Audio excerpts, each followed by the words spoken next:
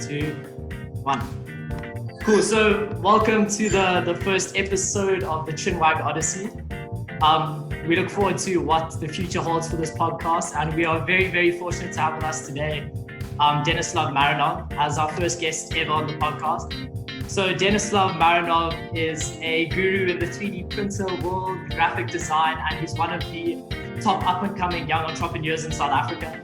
And so we're really excited to have Denislav on the podcast today, just to speak a little bit with him about what he's been doing, and just to have a journey through conversation. So thank you so much for joining us today, Denislav. Oh, thank you for the opportunity. It's a real privilege to be on this podcast and to be your first guest. I'm very humbled. Yeah, that's awesome. Like, I don't really know where to begin this, but I can just distinctly remember in my head, back in grade 10, I was standing next to you, Denislav, at the ESCOM Science Fair Expo. Yeah.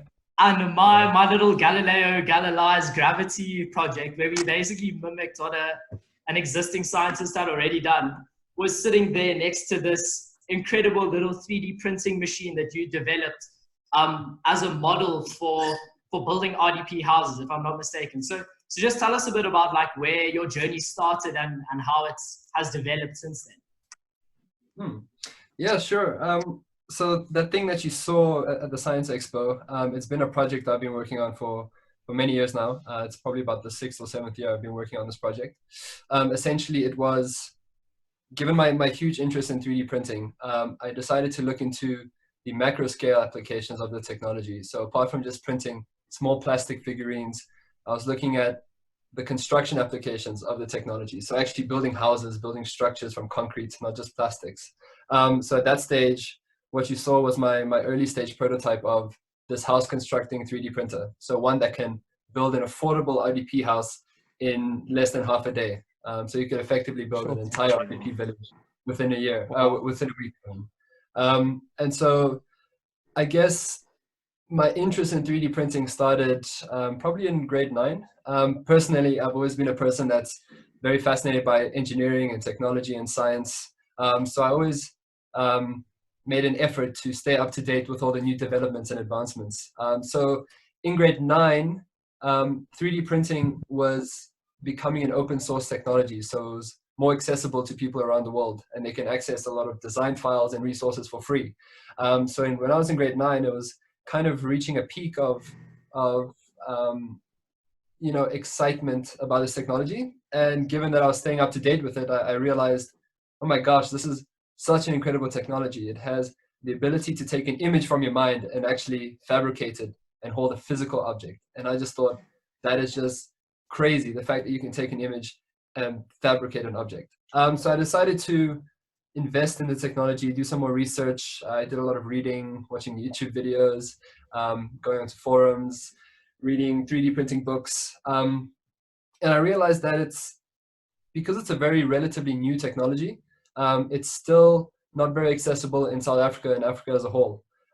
So I decided to pursue 3D printing and try to accelerate the advent of 3D printing in Africa. So I guess that's where my journey started. In high school, I just did a bunch of graphic designs and 3D object designs for my friends, for family. I saved up enough with the help of my parents to get my first 3D printer in grade 10. At which point I actually started doing then projects for other people, 3D printing, customizing phone covers, that kind of stuff. And that was the start of 3D printing.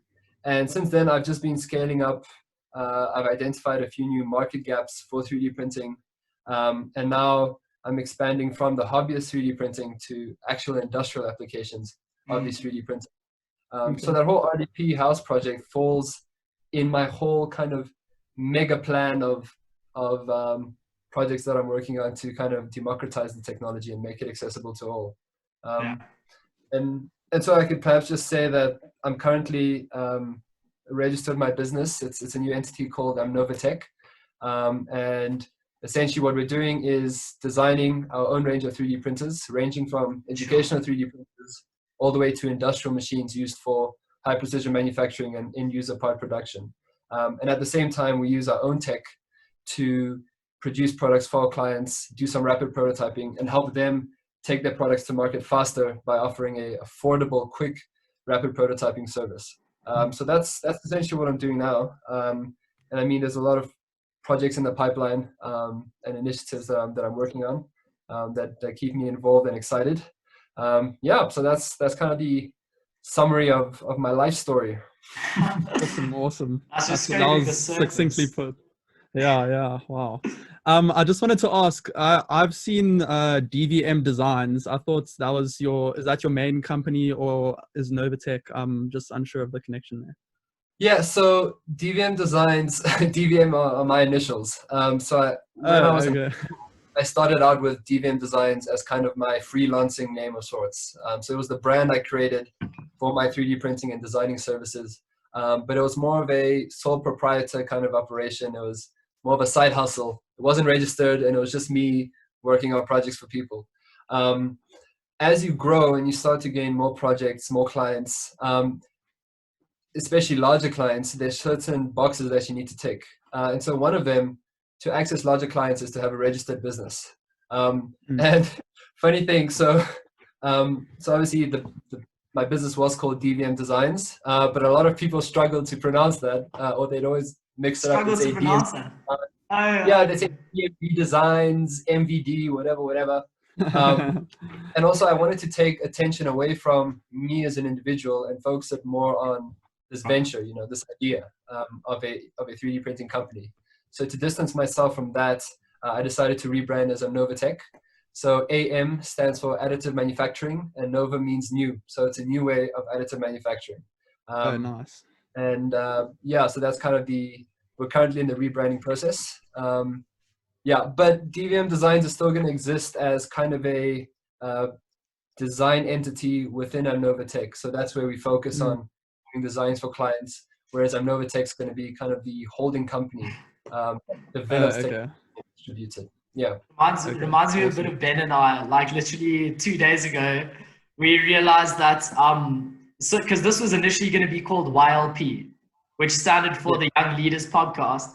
And so I decided 2 days ago, before hosting our first episode, let me Google Young Leaders Podcast and see if it doesn't exist already. And lo and behold, YLP had already existed. So Ben and I, in like a frantic rustle, were trying to come up with a new name. In which Ben came up with this one, which I think we both really, really like. Yeah. And it's sort of... it's quite... And it's, when I first read it, I was like, what does that even mean? So I actually had to go and read up about it. And it kind of drew me into the actual podcast and made it a bit more mysterious and exciting. So yeah, good name. Thanks. Yeah. I want to... Oh, sorry, Karen. No, you go, Ben. Okay, so I just wanted to ask, when you speak about DVM Designs and Amnovatech, and you say we, who is we? How are you operating? Do you have a... I'm just curious. Okay, so essentially, I've been running this business myself the whole time. Sure. I like to say we because it draws, once again, a bit less attention from me. Essentially, I'm still running it solely by myself. So I've been in charge of all the marketing, all the tech development, the engineering, working with clients, the accounting, all that stuff I've been doing myself, because I was at a stage where, as a small business, you really want to reduce your overhead costs. You don't want to take on unnecessary things. And I know how do you do that? Like, I can't wrap my head around how, on top of an honors degree, you are literally doing all of this extra stuff, and it like baffles me. Well, I must say you have to be cunning, right? So, I mean, yes, I've been primarily doing all of this myself, but here and there I've managed to make use of the people around me to assist in various ways that didn't require, getting them as employees. For example, last year, so I'm developing these educational programs to integrate 3D printers into schools. But instead of doing that myself, I got we had a team at Allen Gray. We had to do like a year-long research project. And so I managed to convince my Allen Gray team to focus on 3D printing in schools. So essentially I got another 6 people to work on developing a program, which wasn't labeled as Amnova or DVM. It was just general research on education. And sounds like Scientology to me. No, yeah, almost like a mission called. It's a pyramid scheme that you're developing, yeah. Yeah. Yeah, but essentially it was just a matter of getting young, innovative students to contribute to this business without them even kind of necessarily knowing it. Yeah, so it's just about doing a bunch of these kind of cost-saving, I'd say, initiatives. But apart from that, it's just both my studies and my business are things that I'm incredibly passionate about. And I think that if you're very passionate about a certain topic, you will find time for it. And I mean, this year I've also been strategic in that I've aligned my honors degree with kind of my business. So my undergrad degree was physics and chemistry, which was kind of unrelated to. I was so confused when I first found out you were doing physics and chemistry, because like for a couple years, like I'd often actually speak about you with like some of my friends in conversation, especially when we were in high school, because we were extremely inspired by what you were doing and how you were really taking a proactive stance on controlling your life, basically. Like everything, it almost seemed like everything you were doing was like at your choice, and you were like really taking control. And we'd speak about you so often, and I'd always tell people, I was like, oh yeah, he's doing mechatronic engineering at UCT. And then I found out you were doing physics and chemistry, and I was like, what? Like, yeah, what? Well, so I guess in retrospect, I would say I'm an engineer at heart. I very much like creating, building, creating physical objects. But I have this kind of, I don't know, you can call it a curiosity drive to just understand the fundamental mechanisms of the universe. When I decided to do physics and chemistry, I wanted to study something that would give me that fundamental understanding of the universe. And so, you know, that led me towards physics, chemistry, maths, all the hard sciences. And my thinking was exploring these subjects would give me a good foundation for skyrocketing into different industries. Because at its core, physics, you know, if you take all the electrons and all the theory out of it, at its core, it's just critical thinking and problem solving. Is the ability to critically think, to look at a system, to break it up into smaller parts, to identify all the components. And that's what physics was. It just developed a new way of thinking. And that's what I got out from the degree. It's how to question, how to probe. And that's definitely helped me in developing my own projects, because now you can take it to the fundamental level of any project you're working on. You can literally build it from the atom up. It's like, what's the best material to make? What's the best material to use? Why? You can go all the way down to the intermolecular bonds, etc., etc.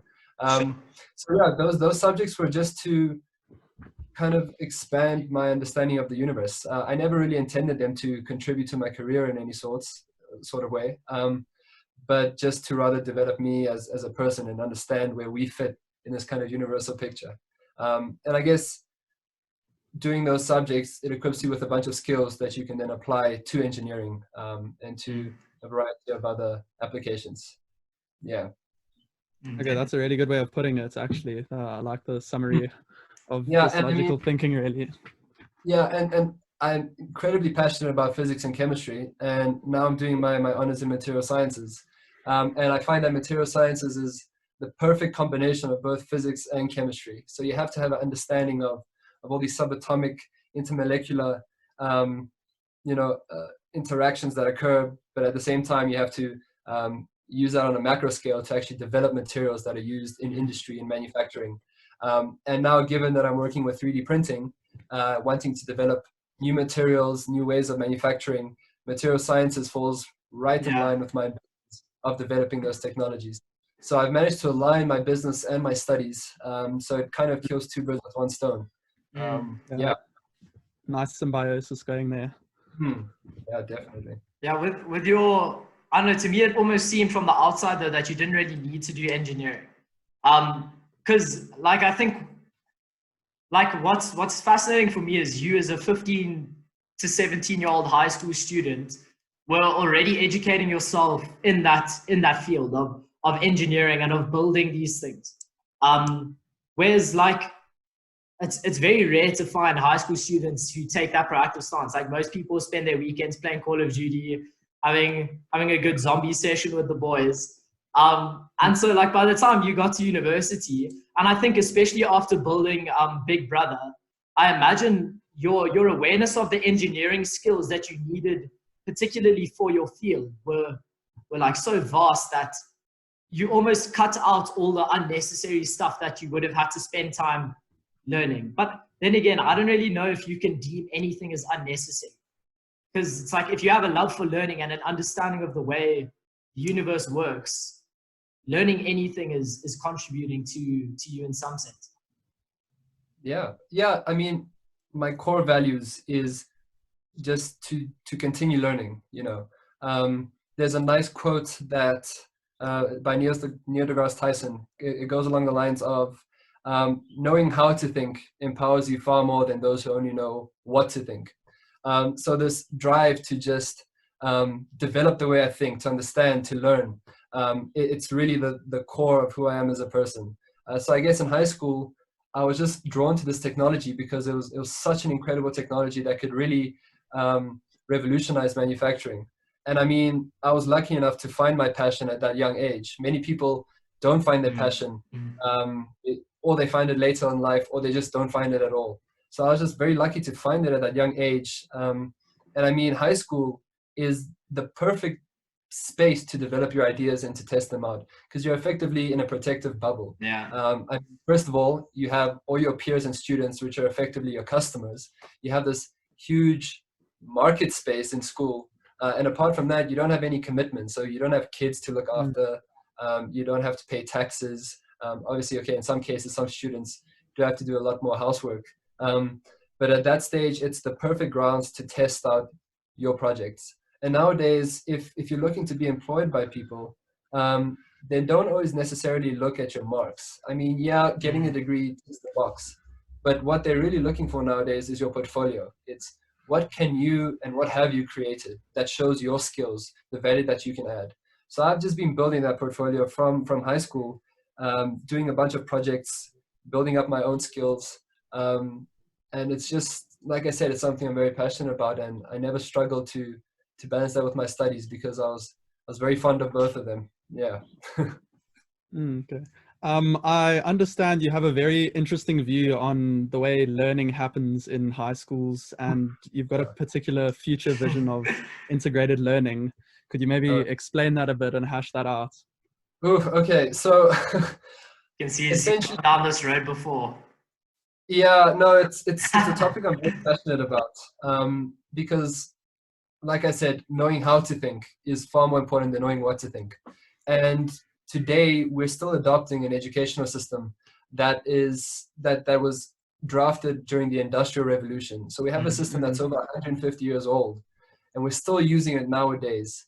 And the purpose of that initial education system was to put people in line and to kind of prepare them for the workspace, prepare them for 5 to 9. When you hear the bell, you go to lunch, you come back, then you start working again. And times have changed. Now we have jobs that are not as manual and structured as we needed during the Industrial Revolution. So surely the education should change to match that, but I'm afraid it hasn't.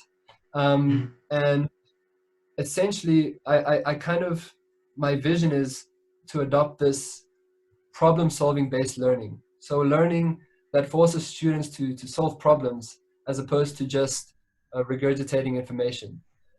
So what I mean by that is a lot of our subjects are, all of our subjects are taught in complete isolation. So they're taught as maths is separate from English, is separate from science, from geography, etc. And there's no there's no connection between the subjects being taught. I believe that these subjects need to be taught in such a way that they link and students can see the connections between the subjects. So you can see how maths integrates with physics, integrates with geography, and how geography links to history and so forth. And so my proposal is this problem-solving based learning where students are tasked with solving problems. And by solving those problems, are you exposed to maths, English, history, business science, biology, and so forth. That way, when you're learning those subjects, there's some context associated with it. And having context associated with your subjects makes them retain within students much longer. So much easier. And nowadays, most students especially when I was in matric, they were saying, oh no, ma'am, I don't want to learn this because I don't see how it's going to be useful in life, or I'm never going to use it again. But if you show students how these topics actually apply to the real world, then you can really change the way people think. And instead of, and essentially teaching them how to think as opposed to what to think. And where 3D printing fits in this whole picture is that I think 3D printing can be used as a tool to enable this problem-solving based learning. So as an example, you can task students with, say, the water crisis in Cape Town, like last year. So you could tell them, come up with a solution to this process. So to do that, you'd have to learn about the history of Cape Town, the geography of Cape Town, where there are water reserves, so forth. Thereafter, you have to do maybe some calculations to see the rate of flow. And from there, you can actually design a product. You know, how can you address this? So you could design, I don't know, a water tap system that reduces your water consumption. To do that, you have to go through a design thinking process, and you have to iterate. You encounter issues along the way, but you resolve those issues. That's a huge part of learning, is making mistakes and learning from them. Nowadays, when you make a mistake, you're condemned for it, and you know you're put in line and said, no, that's right, you don't do it like that. Whereas if you adopt this process, you acknowledge a mistake, you say, yes, it doesn't work, but why? How can I fix it? How can I change it? So now you're engaging with the content, you know. And then you develop that product in school, then you apply business sciences to that. How do you market it? How do you sell it? And at the end of the day, you've come up with this product that you can then 3D print, you can hold in your hands, and all that knowledge that you've learned can now be related to something you can physically hold. And, you know, a lot of students are visual learners. It's going to stick much longer if they actually have something to show for it at the end of the day. That's essentially the kind of learning that I think we should start adopting. I mean, it's a radical shift from our current system. But because most students leave school uninspired nowadays and unaware of the technologies and opportunities out there, we need to start integrating this tech and this form of learning into schools so that students can leave school aware of what's happening outside there. Even at Saints, so we went to an incredibly privileged school, even there, most students have never heard of 3D printing. And so if not even your top tier schools are exposing students to this technology, how do you expect the more underserviced schools to get access to this as well? And now moving into the fourth industrial revolution, these are skills and knowledge that students will have to have if they want to survive in this new global narrative. And that's just something that school is letting a lot of students down. They just leave unmotivated and unaware. So you need to start introducing this slowly but surely to equip students with the skills to navigate this complex world that we're entering. Yeah, I think what's interesting for me is there's a really beautiful quote. I can't remember exactly who it's by. It's someone who works at Amazon. And what he says is that we need to stop asking students what they want to be when they're older, and we have to start asking students what problems they want to solve. And as soon as we shift the direction of education from this space where it's about being this and having the skills to do this, it's about what change do you want to make in the world and what tools do you need to have in order to actualize that change. And so what you're saying with is something that I 120% agree with. Like, I think if schools can move in a direction like that, we're going to be looking at a completely different world in 100 years' time. But I think what's frustrating for me is the fact that we're falling so short in just even getting an education to the greater population, especially in underdeveloped countries like South Africa, that to even start looking at dreams like that is so scary. But it's like something that's so essential as well. And so it's like how it feels so far away. It just feels so far away as well. And I mean, by no means am I saying if you throw tech at a problem, it's going to solve it.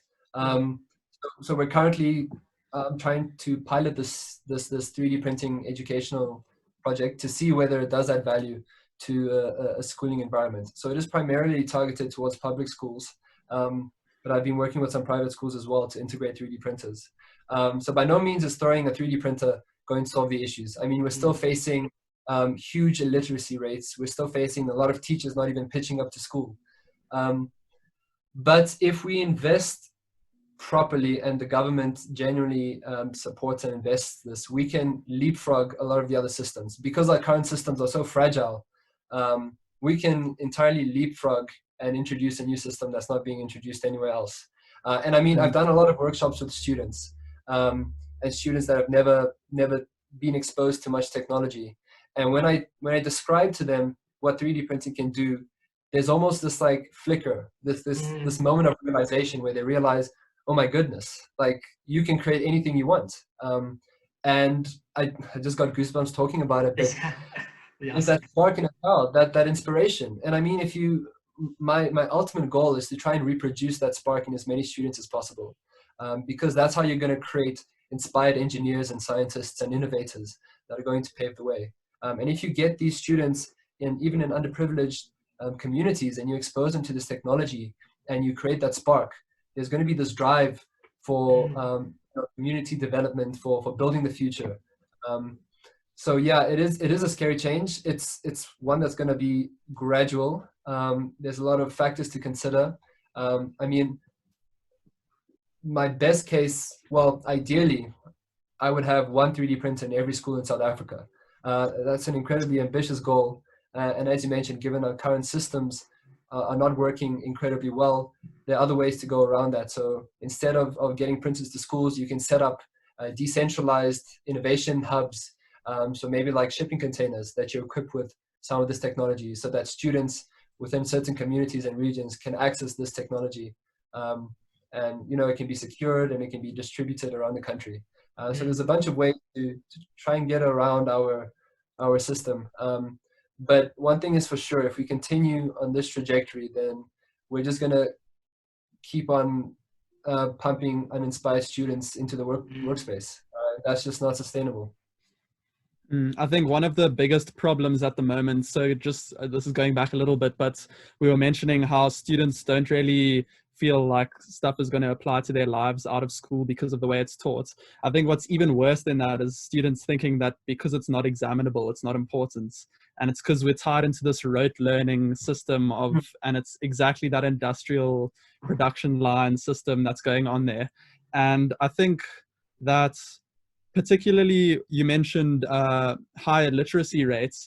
With one of the other industrial revolutions like the combustion engine, the amount of job opportunity that created just from becoming popularized with more cars becoming mainstream, mechanics and technicians, and that the avenues of job creation would just endless.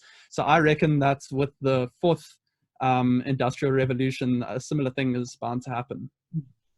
Yeah, and also touching on what Jason mentioned is that, and we've probably heard this a lot, is that most students, the jobs they're preparing for don't even exist yet. So how do you equip students to navigate that landscape? It's by giving them skills of problem solving and being able to adapt and change, because they're going to be studying and then they're going to end up working at a job that doesn't even exist. That's why they need to have these problem solving skills. And as you mentioned, those aren't necessarily tested by writing exams, but rather by actually engaging, producing stuff, working with your peers and so forth. It's about developing that ability to actually think. And if you have that skill, and that's a skill that physics taught me, is to think, then you can apply that to any industry, right? And to any job that appears in the future. And that is crucial. And that's where schools are failing us. They're not teaching us how to think. They're teaching us what to think. And they're not teaching us how to learn. That's a bit ironic, because you go to school, you think you'd learn how to learn, but you don't actually. And I experienced this by entering university. There suddenly you're exposed to much harder content, and there you don't have people that are babysitting you and pushing you along the way. And it was then that I realized school doesn't really equip you with the tools to actually learn new things. It teaches you how to regurgitate and take in information, but not how to actually learn, and that's just something that we need to promote in schools through problem solving based learning. Well, at least that's kind of my proposal. Yeah, I think with the project based learning, what I think it will also have huge impacts on is the fact that my general feeling at the moment is that you have a generation of matriculants who are becoming increasingly confused. And they are so completely baffled by the number of choices they have when they leave school, that they don't know what to do. They end up going into their first year questioning what they're doing, why they're doing it, where they are. And like, I think you find a lot of 19, 20-year-olds facing these very existential crises because they begin to ask themselves, like, what am I actually doing? And it's because when they were at school, they were never given the opportunity to ask themselves what they want to do. They were just told, this is what you will do. This is how you will do it. And that's just how the cookie crumbled. And so I think for me, like, one of the most interesting examples I can give is that it's a bit of a general statement, but in high school, I found that 95% of the people that took IT really like enjoyed IT. And of all the subjects that existed, and the second point to that, they loved IT except for the theory. And what I can think about with IT is that it was one of the few subjects where you are taught a set of skills, and every year you have to apply those skills to a project of some sort, where you are tasked with solving a problem. No matter how small that problem is, you're tasked with solving a problem and creating a product in the form of computer software that can solve that problem. And that for me was by far my favorite subject in high school, because I think it's one of the few examples where this sort of integrated learning is becoming a thing. And then I think what I found as well coming to university, and touching on what you were saying, is that because your courses are now very specialized, you finally begin to see the interconnection between everything that you study. And I think that's why maybe university is a lot more, is taking that approach more, but it's still, again, it's shunning failure in the sense that how well you do in a course is determined by the mark you get on the final exam. I mean, but we must still appreciate that when you're working in such a diverse, globalized workspace, there's certain standards that need to be met so that you can communicate effectively across borders with peers on the other side of the country. So I mean, when it comes to university, to a certain extent, I do agree with certain standardized systems, but then again, in general, I do promote this idea of promoting more coursework and project work as opposed to just exams, or rather weighting the exams much less than some of the other content, which is a much better indication of what you're capable of doing. It's interesting because I was just reading this article. I knew this was going to happen over Zoom. This is why one day we'll be able to have these conversations in person. Do you want to go, Benno? I was just going to say something short. I was going to say, because obviously you two are in the hard sciences, or like computer science and physics and chemistry. That's very easy to kind of see how you get tested. And there's this is the answer's right or wrong. And I'm in humanities, in the social sciences, doing philosophy and psychology. And the way that's going is actually in a similar way to what you guys are saying about how project-based learning is the future. They're starting to phase out examinations and just have extra written assignments, because at the end of the day, if you're going to write a big book or thesis, you're not going to be timed. So that's also, it's almost like the ball is rolling in the right direction from whatever discipline you're in. And it stimulates so much more creativity. Like I was reading about an exchange student. So one of the students from Stellenbosch who is studying BAc LLB, which is like, it's deemed one of the hardest courses because you're doing accounting and law simultaneously, basically. And he went on a summer program to Stanford. And what he was saying is that while he was at Stanford, he noticed that he felt like the content in South Africa was more. Like university was more difficult in the sense that he had a lot more stuff to do. But what he found at Stanford was that everything the students were taught was orientated in such a way that their own view was expressed and they were given the opportunity to tackle a problem. It wasn't so much about the content, but there was a huge emphasis on problem solving. And these are the top universities in the world. And I know you recently visited Oxford, Denislav. So I'd be curious to hear about what you experienced when you were there. Yeah, sure. Yeah, I definitely agree. I mean, every individual is completely different, and you can't expect people to necessarily always conform because people have different strengths. So it's like that analogy with the fish and the monkey. So if you ask a fish and a monkey to climb up a tree, obviously the monkey's going to excel in that. But then if you ask them to swim in water, then the fish is going to excel. So it's all about catering and allowing students to explore these landscapes themselves and find where they fit. Obviously, like I said, there's still certain standards that students might need to hold in order to exist in this larger global system. But on a local level, definitely students should be allowed to explore. And so, yeah, I visited Oxford. That was part of one of my client projects. So following the construction of my big printer, Big Brother, you mentioned earlier. Quickly, Big Brother is this 2 meters by 2 meters by 2 meters industrial hybrid 3D printing machine. So it can do high precision manufacturing and production. And apart from just 3D printing, it doubles as a CNC machine, a laser cutter, and soon to be a plasma cutter. So it basically merges several manufacturing technologies in a single device and on a large scale. So you can actually produce pretty large products. You can like create an entire chair within this machine. So following the completion of that machine, it was up and running and operational. I got some publicity on that. There was a few news articles and radio interviews. And fortunately enough, someone from Oxford who keeps tabs on UCT and actually also a SATE alumni. Dr. Tinashe. Yeah, Tinashe. Yeah. So he was doing his PhD in Oxford on the Rhodes Scholarship, and he read up on my 3D printer.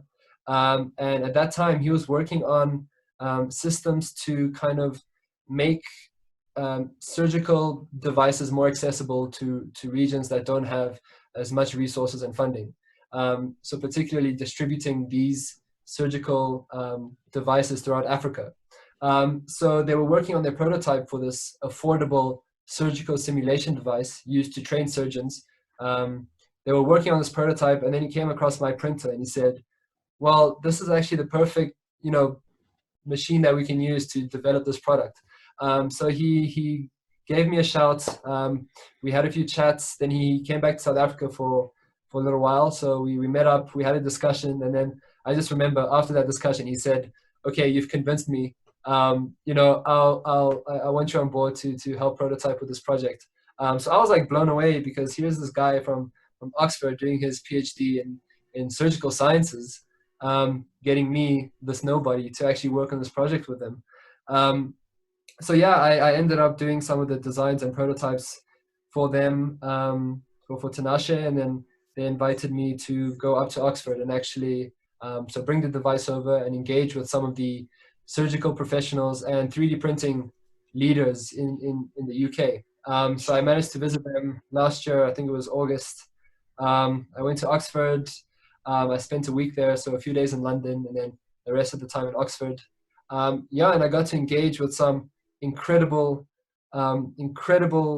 innovative people that are running up the surgical department, the 3D printing department. And what struck me is that with their 3D printing, they're also adopting this problem-solving based learning. And the person I spoke with, they'd introduced 3D printing into a few of their courses. So we walked into this room, and there was on every desk, there was a 3D printer. And then at the back of the room, there were like these 5 industrial grade. You must have thought you were in heaven for a moment. Oh my goodness. I mean, I was blown away to see it actually in action. Because up to then, I was just kind of hypothesizing, just visualizing it. And to actually see it happening, I was like, this is amazing. And I mean, the feedback he gave me on integrating that technology was amazing. So I took a lot of notes there. And yeah, tried to learn as much as I could from the systems that are already in place. So yeah, that was an incredible experience. I guess that project also kickstarted some of my more corporate clients, and it got me a lot more attention and built a lot more legitimacy to my actual company. So yeah, that was an incredible experience. And just London itself, and Oxford, It's so beautiful. So are we signing up for a master's there? Well, I'm ripping the shirt. Yeah, I noticed. Definitely. I mean, I'm really looking to maybe study abroad for a little bit, and yeah. So in Oxford in particular has a really good material sciences department. So it is something I'm looking towards, and hopefully maybe I'll try go through the Rhodes Scholarship and see how that works out. But yeah, it's definitely I've no doubt. something I'm working towards. Yeah. Wow. So that's really exciting.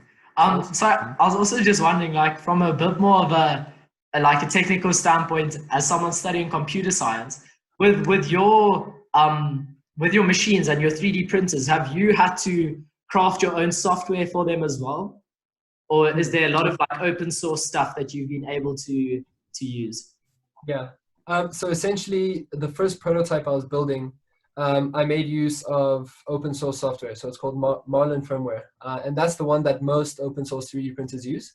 And so but I had to adapt it such that it accommodated my 3D printer. So I did have to go into it and then adjust some of the code myself. But I'm currently in the process of developing my own proprietary software for my machines that cater specifically for my industrial applications. Because whilst the open source software is really good for maybe a desktop 3D printer, when you scale it up, there's a lot more variables and factors that you have to bring into the equation, especially because this is a heavy machine. I mean, it weighs over 300 kilograms. So like every prod that moves has a lot of momentum associated with that. So you have to accommodate for that in the motors you use. You have to, adjust the accelerations and the amount of power you're sending these motors. So it's quite a lot of calculations to take into consideration, hence the need for this new proprietary software. So yeah, it is a process that's still in the early stages, which also leads on to my next stage of the business, which is actually getting a team of people on board to help take this project to the next level. So yeah, I did equip myself with all the skills, so the engineering knowledge, the maths behind it, the marketing, the assembly, all that I learned myself. And so I can confidently say that I have a good general understanding of all these different fields and how they work together. But I think it'd be much more effective to get people that are professionals in those particular domains to come and help you on the project. And so, and I think just in general, as a leader, it's incredibly important to understand all the parts of the business or the project that you're working on, and understand how they operate independently, but also how they interact and connect. So you need to have that bigger vision and understand all of them.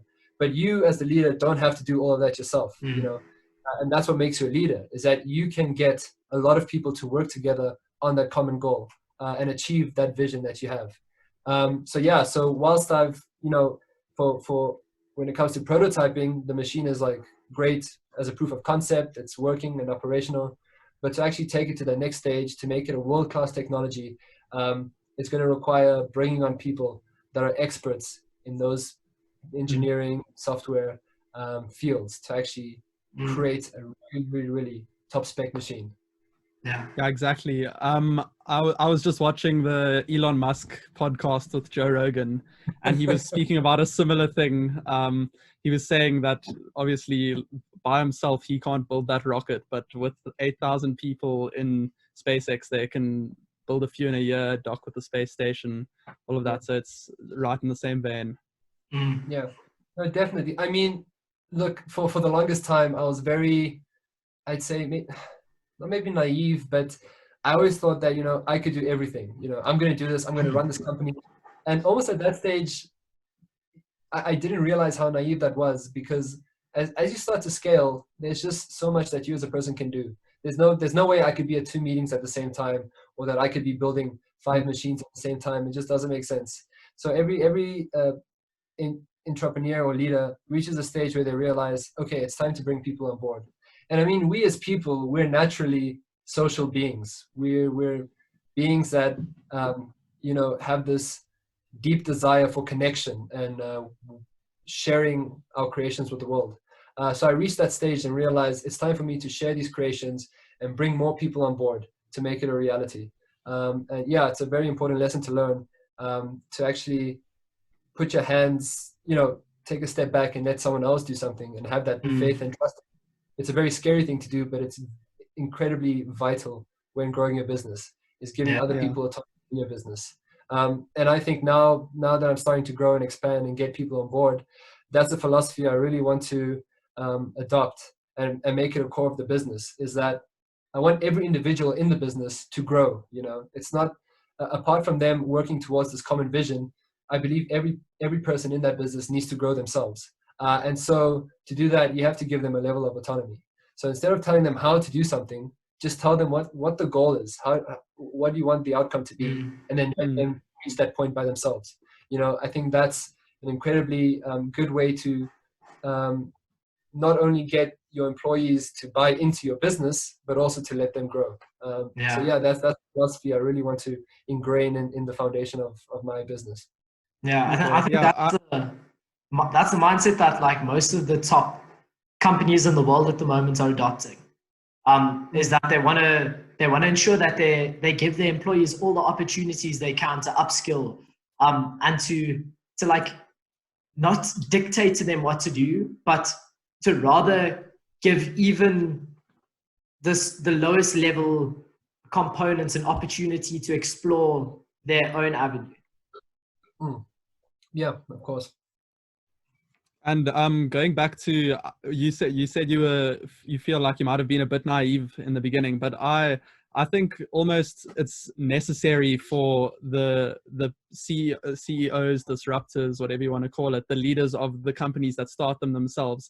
They have to have almost that drive and that ambition that actually allows them to like push through the initial phase, not fear failure, and like being able to push through that. And one thing I was wondering, so obviously now that you're planning to scale up with the amount of people you'd like to hire, what are your views on decentralized workforce? Well, generally anything decentralized, I'm kind of pro. But, you know, things that require a lot of engagement. So for something like my technology, it requires a lot of hands-on work and a lot of communication and engagement. So when it comes to perhaps designing the print itself, that's something that I'd very much promote, being together in a group, creating that group dynamic. I think that's incredibly important. It's just much easier to work together than to do it decentralized and then to communicate that way.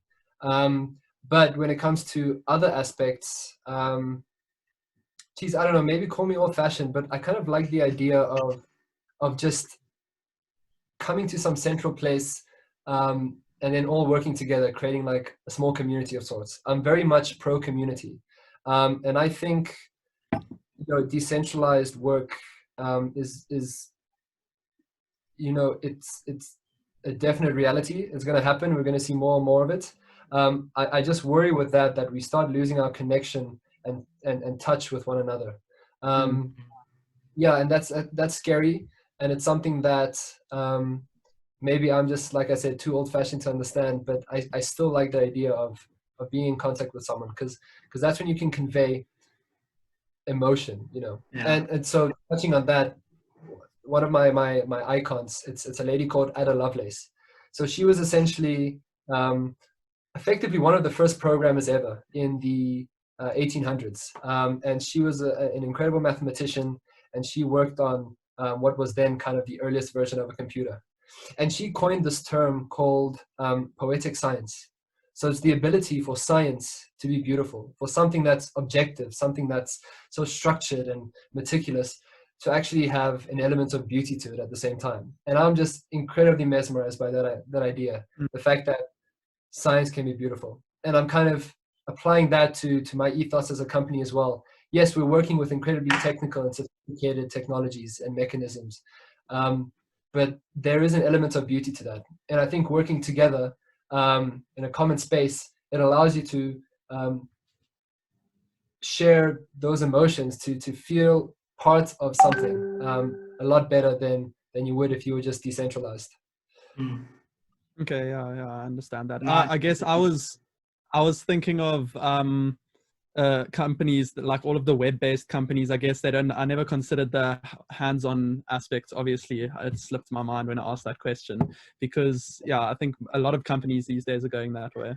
Yeah, I think when it comes to most of the jobs that could be done at home are probably going to be replaced in future. It's going to be those jobs that require people to actually work together that are going to be maintained, because AI is it's developing at a crazy pace. We're not ready for it. I was at a convention 2 years ago called the Singularity, and there AI is already replacing so much labor. Even just in the banking industry or in the stock market, a lot of stockbrokers were replaced by artificial algorithms. So a lot of these careers that you're talking about, maybe when it comes to web development, that can be done remotely, all those are slowly going to be phased out with the introduction of new AI systems. So I think, yeah, the jobs that are going to be incredibly important are the ones that AI can't do, and those are usually the jobs that require people to interact and engage with each other. Yeah, absolutely. So just on that point, because I think like this is a really prevalent topic at the moment, is that of automation and AI, and like what does this present the future of humanity with? And I think a big topic surrounding that is 3D printing in particular, because when you start to look at 3D printing on a grand scale, and if you think about incorporating that technology in somewhere like South Africa, where a huge percentage of our workforce is manual labor, it must be like, what is your thought process surrounding that in particular, the labor market, and what 3D printing presents it with?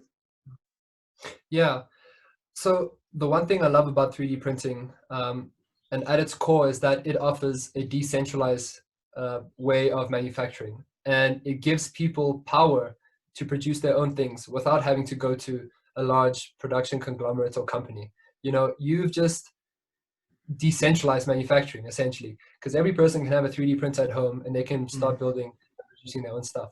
And as 3D printing is developing, they're going to get better and better. You're going to have to, you'll be able to print with more materials and more sophisticated geometries. And I definitely think in 50 years time, everyone's going to have a 3D printer in their home, and you're just going to purchase something online and then it's going to 3D print or something along those lines, maybe that's in 100 years cool. time. Yeah, that's, you have to have some kind of outrageous ambition and idea of the future. I think that's definitely something that's going to happen. But when it comes to labor, a lot of people argue that introducing 3D printing is going to remove the need for a lot of jobs.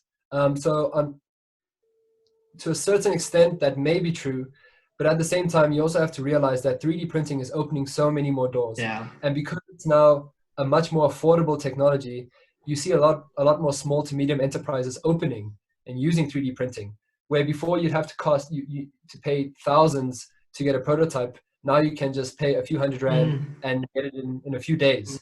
That's allowing a lot more small and medium businesses to actually start up and to test out their products. And as these small businesses start up, what do they need? Employees. So you start employing more people. Then you need people to service these 3D printers. You need technical support, so forth. So I would argue that even though 3D printing might replace certain jobs, it's going to create a whole new pool of new jobs and new products that haven't existed, which is going to create more jobs than it actually removes. Yeah. But then at the same time, and this ties in more to my kind of philosophical beliefs, it ties to Karl Marx. He talks about, as humans, we have this desire, as I mentioned earlier, to create and to add value.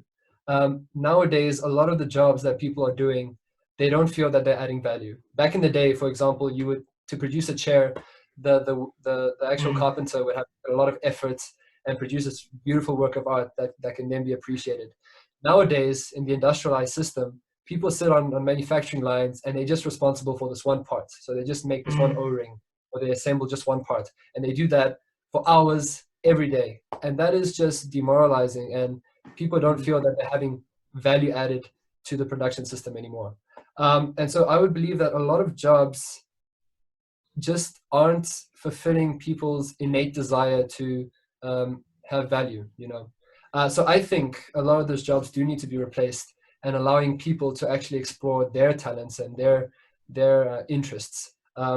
And so we are kind of heading towards that direction with automation and a lot more people not having, you know, a lot of the jobs being obsolete now. It is calling for a new shift in the way society runs. And by that, referring to the introduction of things like universal basic income, and having companies that introduce automation, they themselves must then pay, you know, automation tax or whatever, to support this concept of universal basic income. So I truly do believe in this kind of global community where people don't have to do these demeaning and non-valuable jobs, but can rather explore their own talents and aspirations. But to do that, you know, you need to have some form of basic income. And that's where I think, you know, universal basic income together with AI can work quite effectively to remove the need for those laborious jobs, and to rather let people explore what they want to explore while still having their basic needs met. That's definitely something I'm very pro. And I mean, currently though, the dynamic is a lot different. So if I were to say to people, you know, I don't think people should be construction workers because the conditions are just horrific. There are horrific injuries associated with being a construction worker. The argument would be like, yes, but you know, there's no alternative. There's no other jobs we can do.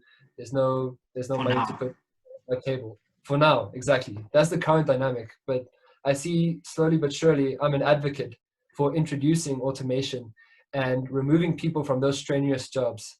I'm a huge advocate for that. But obviously, it is a gradual process, and one that will take, you know, probably more than 15 years, particularly in Africa, maybe even longer.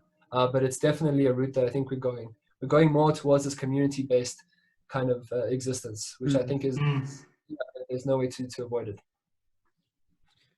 Definitely. I think so. I think a lot of people, one of their biggest worries regarding the fourth industrial revolution and kind of this shift towards more advanced technology is kind of, it's the inequality that follows, but has followed every industrial revolution, because the more advanced nations, if they get it first, will have an even bigger gap over other nations that aren't as advanced. But I think one of the byproducts of technological advance is actually price reduction. So if everyone has a 3D printer, it's like with smartphones, like with food, any kind of thing like that, where production goes through the roof, the demand is met, or the supply is met, and the demand is kept up there, and kind of the price can decrease with that. So even if you're not going to be first place regarding like developing the technology, the ability to harness technology that's better than you would have had before that time, and at decreased cost and with improvements to your life, is something that's very, very important to consider regarding this. And you know what's I was just gonna say what's interesting for me is like it's crazy how much what we've spoken about today ties into one another. Because if you look at America after the first industrial revolution, that is when America made it compulsory for all students to attend school until the age of 16. And the reason why they did that is because they wanted to provide people with the skills to reap the rewards of their technological advancement. Because they saw the potential for us to work with this technology in such a way that it would create jobs that were brand new. And so what's interesting for me is going into this fourth industrial revolution, maybe what we need to do is exactly what we were speaking about earlier, is look at the way our institutions operate. And what are the skills that we are providing students with, and how can we make sure that the skills we give them allow them to reap the rewards of our new technological advancements? And so it's like, I don't know, the way everything, like the saying that history repeats itself, I think is very true, in the sense that an industrial revolution now isn't going to put everyone out of jobs, but is rather going to allow us to move towards a new and more creative space where people can pursue their passions more and all those good things. Yeah. Well, so we hope, and that's what I'm really hoping for, and that's why I want to be on the side that's trying to promote this kind of equal society that gives everyone opportunities. Obviously, there'll be people that are on the opposite end of the spectrum, and will just find ways to exploit the system. But that's why we need people to be fighting, for the greater good, I guess. But also when it comes to tech advancements, and as Ben mentioned, yeah, so you can also reap the benefits of technology that has been developed elsewhere. But I think it's time to shift the Africa narrative. So we're painted as a continent that relies on imports, that relies on utilizing other tech. It's time to shift that narrative and start creating our own, Wakanda. world. Yeah, our own, exactly, that idea of Wakanda, to create our own tech spaces, our own issues, our own solutions to our own problems, ones that are contextual, not ones that have been, brought in from a Western society. I think that's incredibly important. And I think once we start developing, our own world-class content, which we already are. I mean, we're producing high-tech antennas in Africa that we're exporting. We create, there's some tech that is exported from Africa. We just need to increase that output. And to do that, we need to invest more in engineering and innovation and science. It's getting more people to create and be the Elon Musks, and so that's where, tying back to kind of 3D printing, I think exposing students to these concepts in school is what's going to inspire them to go into the world and build their Wakanda. And instead of importing from America and Europe, make Europe and America import from us. And that's kind of my ultimate goal, is developing, particularly with my industrial printers, developing world-class technology right here that other people are going to purchase from Africa. And I think that's the way moving forward. We can't continue relying on America and Europe. And I mean, they've put such structures in place to prevent us from becoming independent. And I think it's time now that we start, just developing our own systems. And yeah, it's an exciting, difficult, long process, but it's one that is becoming, that's increasing and gaining momentum, because now we are getting more access to these technologies, and information is far more accessible. So we are seeing Africa becoming a leader in certain fields. And yeah, I just want to be someone that contributes to that advancement and building the Wakanda, that Africa deserves.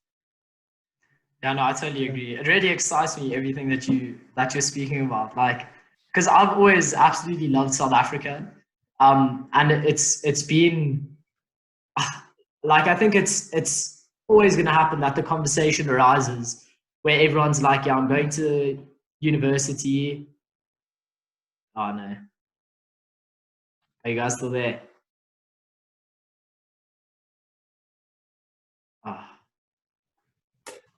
Oh no. That's not good.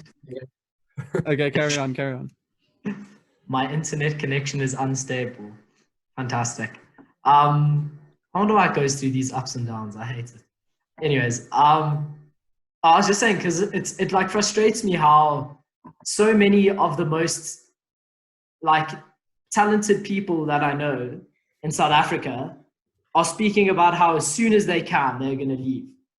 And they're going to go to the UK or America, where they think that the grass is going to be green on the other side. Whereas I really think that the abundance of opportunity which exists in South Africa far exceeds anything that lies outside. And I think it's about just trying to create a generation which recognizes that potential and has the will and the passion to harness it, which is what we're seeing. And I think programs like the Alan Gray Orbis Foundation and the Jake Schavel Fellowship are two incredible programs, and I really, really respect the vision that they have. And I've always been a huge ambassador for what they're trying to do in South Africa. Yeah, definitely. We need more of those programs. So personally, as an Alan Gray Candidate Fellow, it's been an incredible process, and they really equip you with the skills to navigate this complex environment. And I guess, as you mentioned, there's so many opportunities. In South Africa, we have so many problems, but that means there's an equal number of opportunities. And I think that's why we're seeing this huge investment now in entrepreneurship here, is because we have all these students, young adults, and just people in general that are experiencing these problems. And I mean, they've had enough. They've reached the point where they've had enough. and it kind of forces them to come up with their own solutions. And that's why we're seeing the surge in entrepreneurs, especially student entrepreneurs. I know UCT now is incredibly progressive with endorsing entrepreneurship.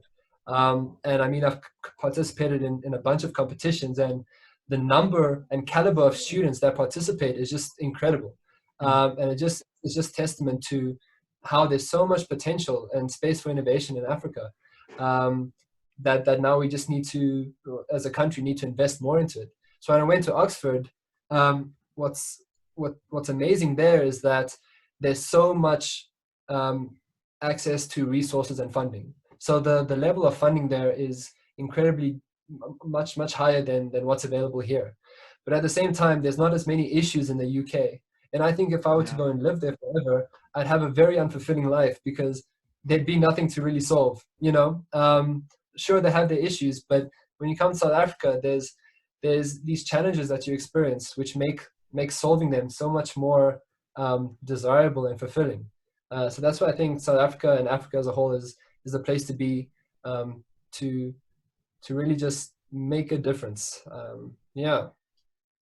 So it's almost like a matter of in the UK or some countries like that, it's a concern of optimization, whereas here we've still got the initial steps to get past, which actually are a significant part of the journey.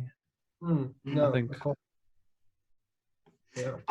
I just want to maybe bring it back a little bit, because what you were saying earlier really interested me about Karl Marx and how he speaks about the human's desire for having like a sense of meaning almost. And so like something that has fascinated me for quite a while now, and it's an argument that I've had with so many people, and I still struggle to put it into words, but it's this idea of when you look back at our ancestors who were living as hunter-gatherers, let's say, every single facet of their lives entailed some sort of meaning. Like when they woke up in the morning, whatever they did that day was a fight for survival, and the smallest efforts that they put into the smallest of activities had meaning. And I think like what I'm finding today is people are really struggling to find their meaning, and to figure out how it is that they can contribute. And like what's becoming scary is the number of distractions that we have around us, which can deviate our attention away from how we can contribute meaning. Whereas we spend 5 hours a day on Instagram instead of reading up about things that really fascinate us, or finding out about some of the major problems which are confronting us as a society today. But also another thing that's, sorry, this was originally where I was going to take it, was like in all our development and our evolution, arguably as a species, have we not almost revolved to a certain extent? And the reason why I say that is that we've become so greedy in the sense that we want to build the biggest skyscraper by the end of this year, but we don't want to deal with the issue of starvation, which is confronting the entire world. And so it's almost like in this immense development that has been ongoing, we've lacked our humanitarianism. And so how, like, I don't know, it's just been like, would life not be happier and more simple if we just rewinded 150 years and just put it on pause there? Like, just rode that out for the rest of existence. Because like, definitely. Yeah, sorry, you were going to say? No, I don't know. I've had this conversation with Ben as well, but it's like with increased development, just like almost comes increased suffering, in the sense that we were speaking about this huge economic polarization which occurs, where you have a really well-off, wealthy group, and then a really, really bad-off, less wealthy group, or those who are impoverished. And like when are we going to find a balance as a species where we focus on development and like humans' natural desire to want to improve and to want to, like our natural curiosity, when do we balance that with dealing with the problems that are on our front doorstep, like right now? Yeah, I think, it's an incredibly important topic, and one that I'm also very passionate about trying to solve. But I mean, we live in a society that has become such a consumerist society. So one where we just want to consume, we just want to do things that make us feel happy. We've kind of lost touch with the concept of mindfulness, the ability of doing things not necessarily because they make us feel good, but because they help us grow and they help us develop. And we're losing touch with that because, as you said, we're bombarded with so much content. We could read like what we're really passionate about, but it's much easier to just scroll through Instagram. And I mean, I get a lot of, Dopamine. Dopamine when I do that, and it just feels good. And that's just being promoted, this idea of just consuming, feeling good about ourselves. And it's just creating this revulsive cycle that just leads to a population that is not sympathetic, is not caring about one another, but rather about themselves. And there's this huge emphasis on the ego nowadays, on ourselves. And that's a really difficult thing to change because, I mean, we're talking about a population of over 7 billion people. How do you change that in everyone? It's incredibly difficult, and it's something that I'm also battling with at the moment. So I've been exploring a lot of different, areas of philosophy and, psychology as to how best we can navigate this space. But it's as incredible as advancements have been, they're also met by incredible inequality and disadvantage, as you mentioned. But to add on to that, as you said, we've almost revolved. I mean, that's not necessarily the case. In terms of our capacity as individuals, we have access to technology that enables us to do things that we've never been able to do before. And you still get a large population making use of that technology for good. But now it's just a matter of trying to shift that narrative to get everyone onto that kind of wavelength of doing good with technology, which is a difficult one. It's one that's going to take a lot of time. I hope we do get there. But yeah, it's an indefinite future. Yeah, I have this I don't know if it's like bad or how to really think of it, but the complexity of systems like capitalism and the effect they have on people's lives is so big that I struggle to see how we can choose what it does.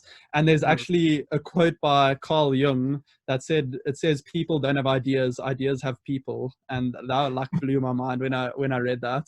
And I was thinking about that, and like capitalism essentially does have a portion of people like in captivity, because the people who benefit from it are the ones who are going to want to uphold it, and they under the system have the most power. So it's so hard. It's like one of those questions. It's one of those questions that doesn't really have an answer, and you kind of have to see where it goes and make your adjustments to it. But funny enough, it's very complicated. So the introduction of technology and its increase in accessibility is kind of steering us towards this kind of more socialist state, because we're finding now, because automation is replacing a lot of jobs, we're inevitably going to reach a stage where we need to integrate universal basic income. And so what is that? At its core, that's, it's a socialist structure that provides people with enough finances to support their basic needs. So I do think naturally as a society, we're slowly progressing towards a state where we are, I don't want to say socialist state because I'll be condemned for that, but we are heading in that direction just by the inherent nature of technology and its ability to, free up a lot of our time. So yeah, I definitely think it's a direction we're heading in, is maybe stepping a bit more away from capitalism, or rather the capitalism is going to be slightly more restructured than it is today. And I mean, you still have those conglomerates making lots of money, but you might find that other people might benefit from this kind of socialist technological influence. But yeah, that's we still have to see, because at the same time, introducing technology can really, apart from doing good, could also just widen that inequality gap. And now Elon Musk's talking about, Neuralace and Neuralinks and doing brain transplants, implanting computational devices to improve our abilities. I mean, only the wealthy people are going to be able to afford that in the beginning. So you're going to immediately have this gap with superhumans and then the rest of us. That's something I'm incredibly, worried about. But then again, I still might be old-fashioned. I think it's something that's going to be inevitable. But the consequences of introducing that, at least in the beginning, is going to be huge inequality. So I was very underwhelmed. I was so underwhelmed with his response because Joe Rogan asked him essentially, like, isn't he worried about the gap that's going to create between the have and the have-nots? And he said he was basically like, you can always just take out a loan, get the Neuralink, be super smart, and earn your money back. That's what he said. And I was just like, oh my word. It's an interesting way to approach the issue. That makes a point. I don't know how much I agree with that, but it's tricky. I just want to ask, so I saw I can't remember where I saw it. I think I saw it on Twitter or something, and it was pretty scary. I don't actually know what to think of it either, but it was essentially a tweet that said Africa will be to China what China was to America. And at first glance, I was like, whoa, this is pretty strange. And then I was thinking about it. Does that mean exploitation? And all of those thoughts popped into my mind. But then the more I thought about it, it kind of elevates China to the status that America is at now as a superpower, which we can clearly see. And they have got there because of the way they were all of America's business was outsourced there.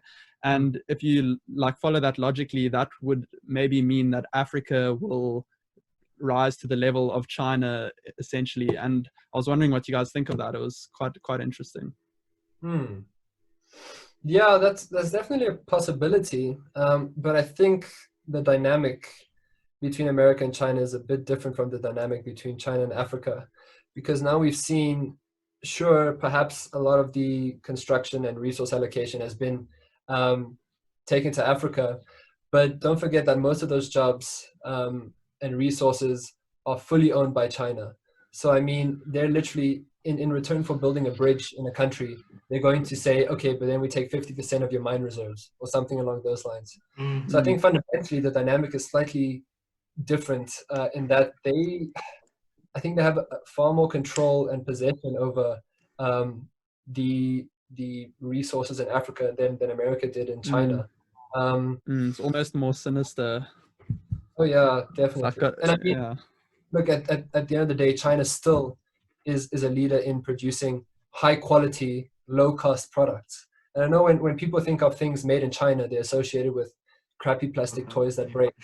But if you look away from those things in terms of industrial components and manufactured parts, they have incredibly high standards and the components are world-class, yet still affordable. And that's because the government invested so much in developing these technological advancements and the introduction of these industries. If we do that in Africa, then definitely we can reach the stage of China.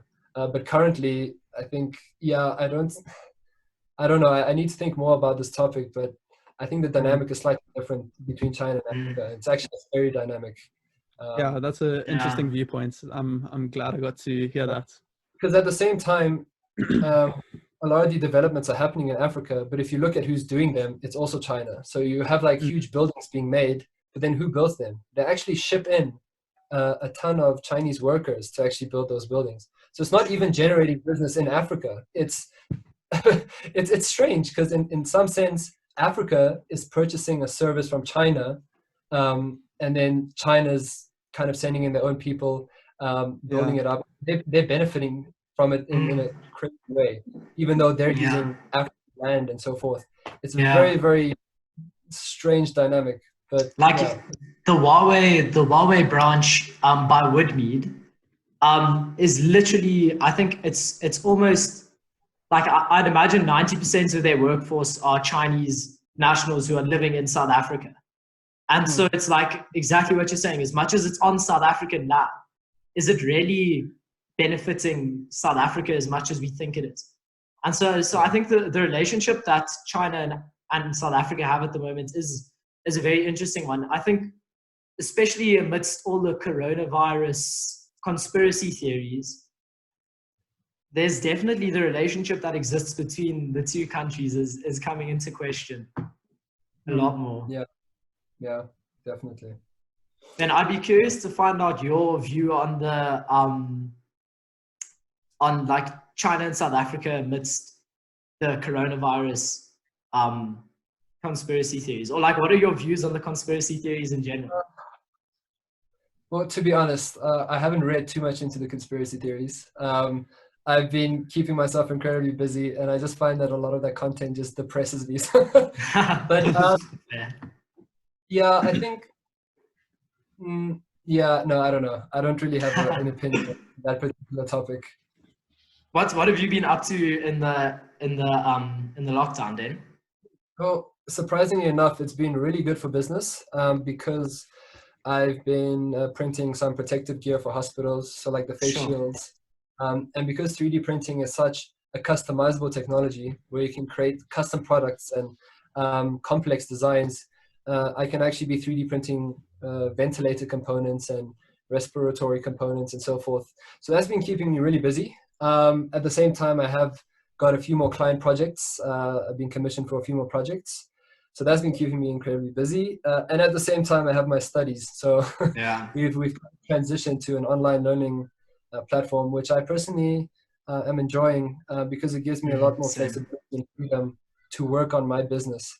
But at the same time, I need to appreciate that it is disadvantaging a lot of students because whilst I'm privileged enough to have a quiet working space with an internet connection, majority of the students don't have that, and they are doing this online learning in distracting and destructive environments where they can't actually focus on this content, or you can't expect students to learn when they're like struggling to feed themselves, you know. So yeah, it's also a very weird situation that we find ourselves in, and there's a lot of debates happening on that too now, whether online learning should continue or whether we should scrap the academic year. And it's a topic that I'm also debating with myself right now. But it's a very, very strange time that we're in. Yeah, no doubt. Yeah, I think on that. No, you say, Ben. You're saying. I was just gonna like briefly say this is definitely like one of those once in a lifetime moments that you're just gonna speak about for quite long after it's gone. That's the thing. It's gonna change a lot. I don't even think it'll be once in a lifetime. I think humanity, we tend to not learn from our mistakes. And as you said, history repeats itself. I feel like after this pandemic, in the next 10 years, we're going to see something similar. But hopefully by then, we're going to be a bit more prepared. On the upside, though, I do believe that you should see the opportunity in adversity.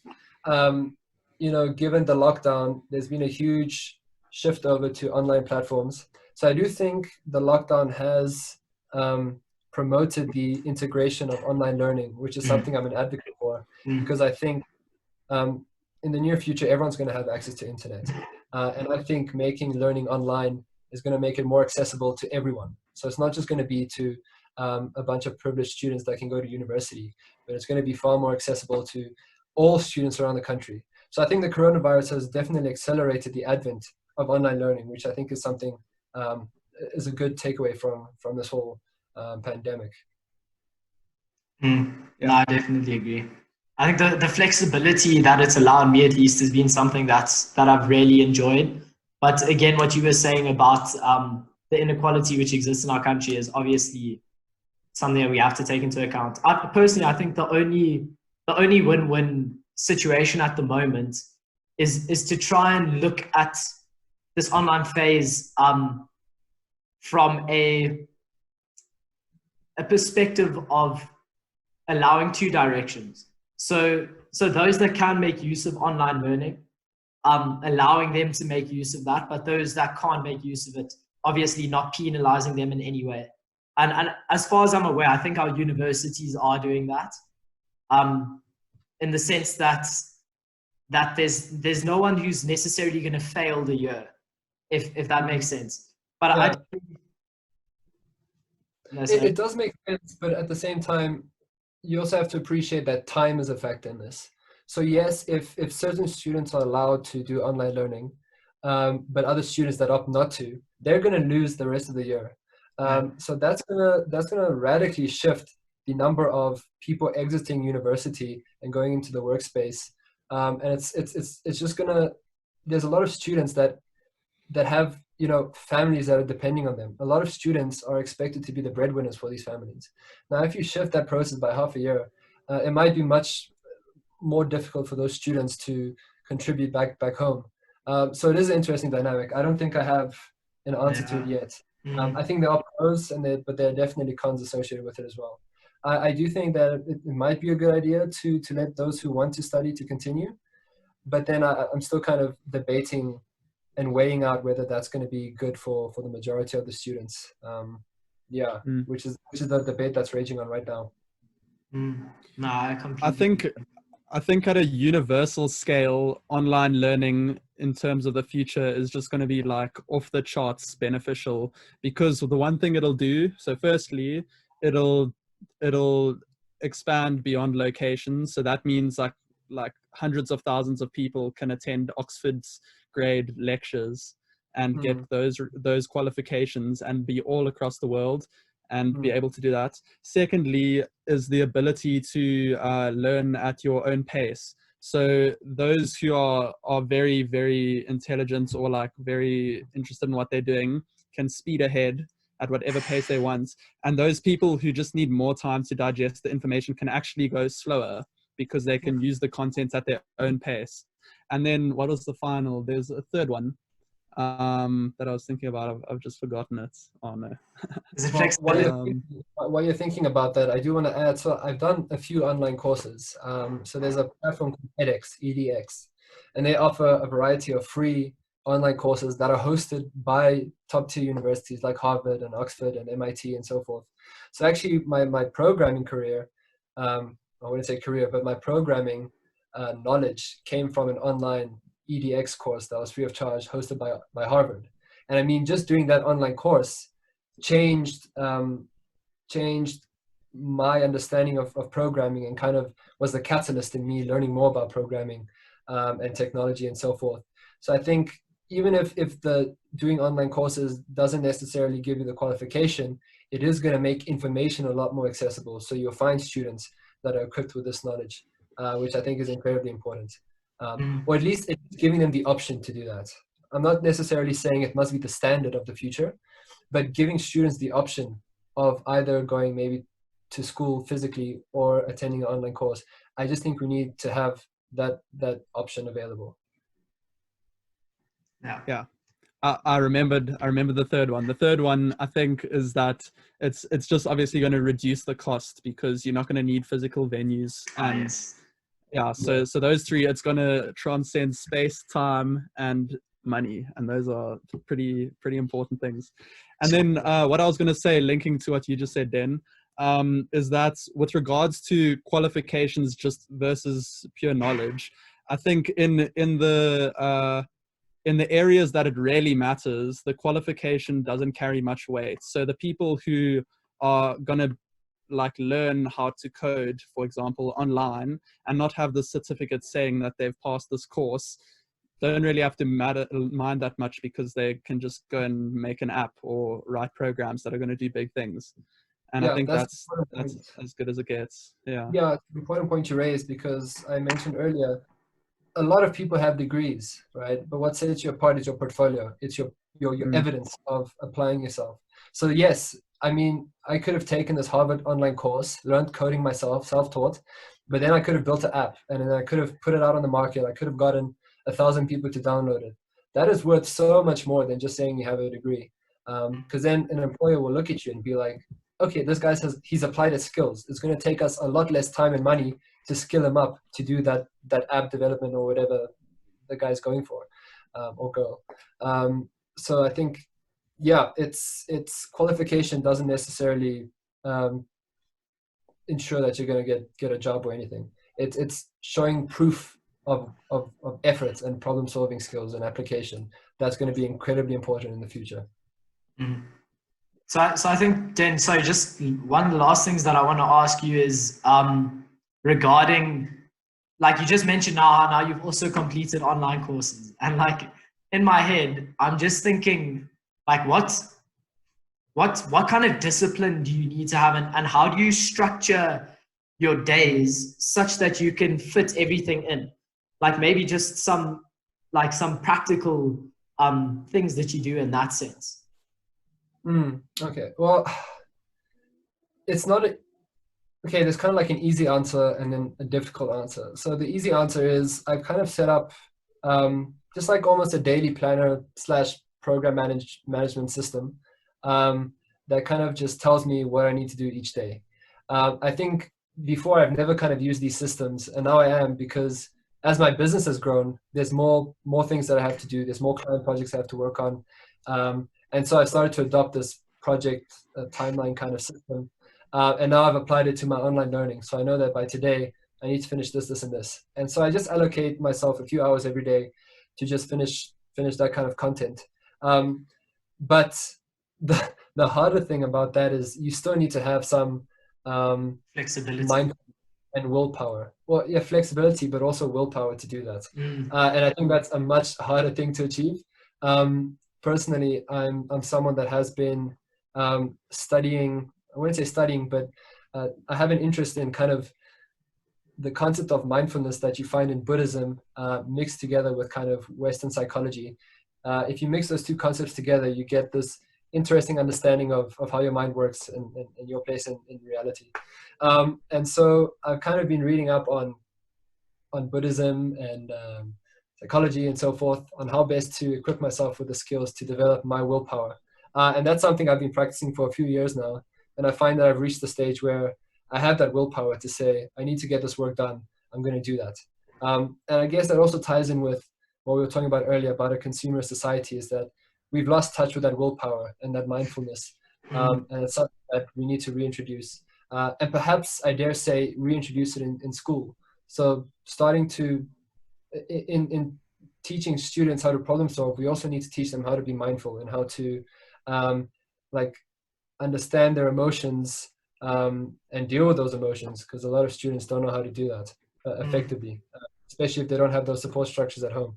So it is a journey that I've been taking for quite a while. It's probably going to be a lifelong journey, is kind of achieving that kind of mindfulness and willpower. But that's something I found that's helped me work with my business and my online learning and getting everything done, is having it structured, like having a list of what to do, and also just having that willpower that you build up over time.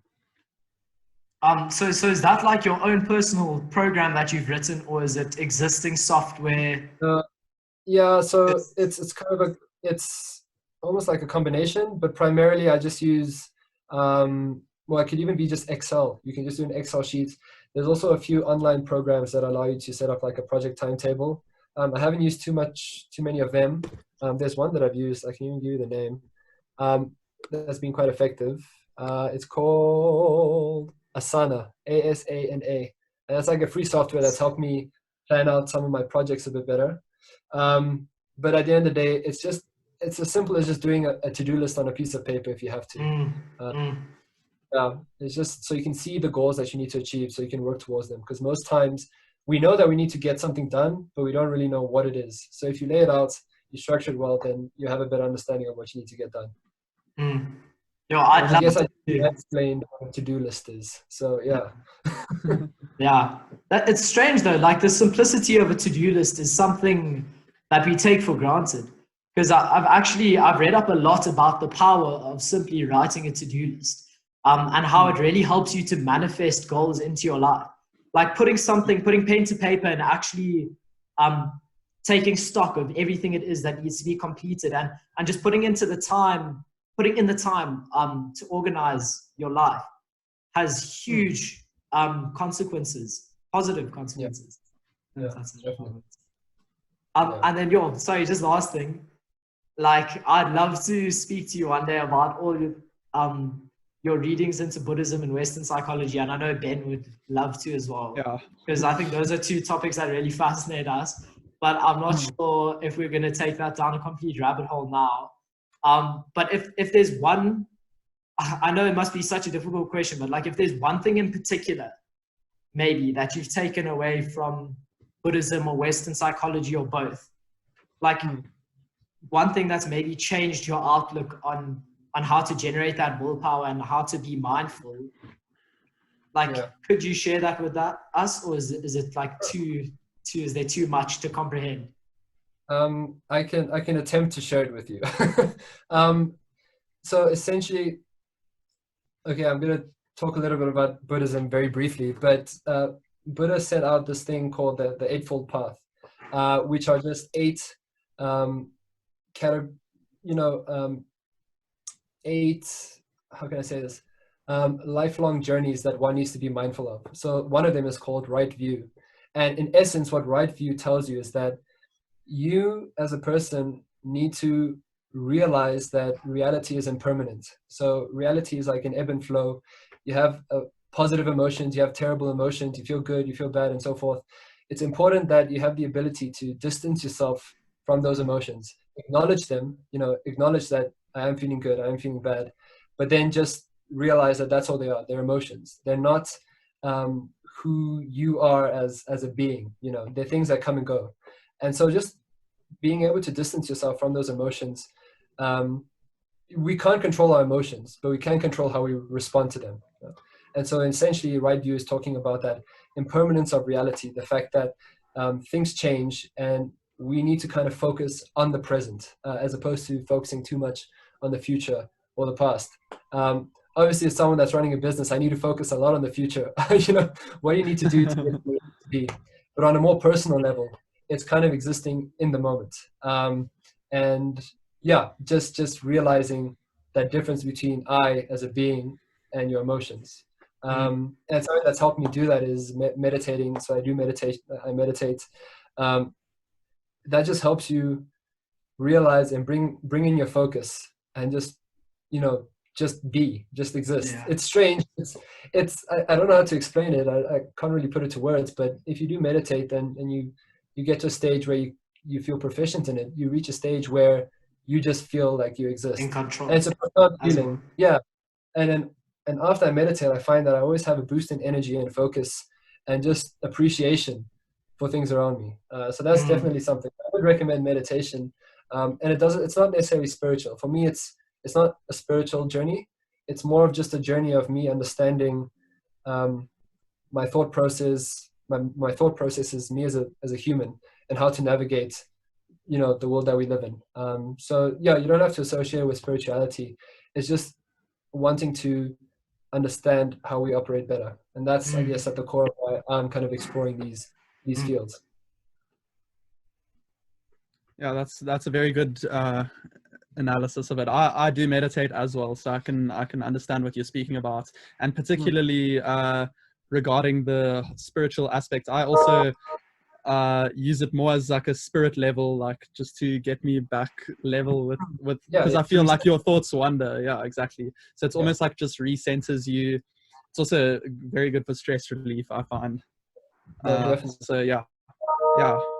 Yeah, I was waiting for this conversation to go down the meditation path. I'm not gonna lie, because I don't know why, but I'm finding that meditation is becoming increasingly popular amongst people of our generation, or at least I'd like to say at least maybe people who are actually no, you can't even pin it to a certain person, but I just think people are becoming aware of the benefits that meditation has in our lives.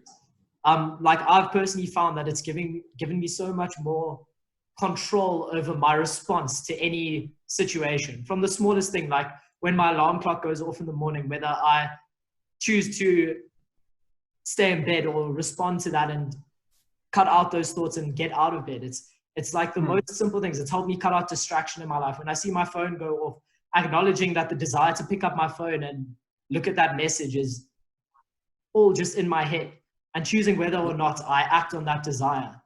And so it's like, personally, I think meditation is one of the most important tasks that anyone can engage in on a daily basis. But also at the same time, it could be a source of harm for many people, because yes, there's been this huge kind of hype about meditation, and a lot of people started hoping to achieve certain things, feel less stressed or feel more focused or whatever. And a lot of them might end up being disappointed by the process because though it's simple, you just sit and literally do nothing. It does take time to kind of perfect that.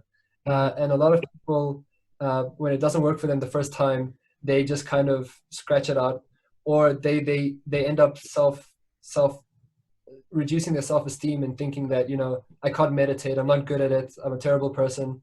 So if it's not navigated properly, it could be, a source of negativity. But that's why I think it's been so glamorized nowadays that people are just expecting results immediately. And that's not how it works. It takes a commitment and time to see the results that you're hoping for. And I mean, meditation is different for everyone, and what you want to gain from it is completely different for every individual.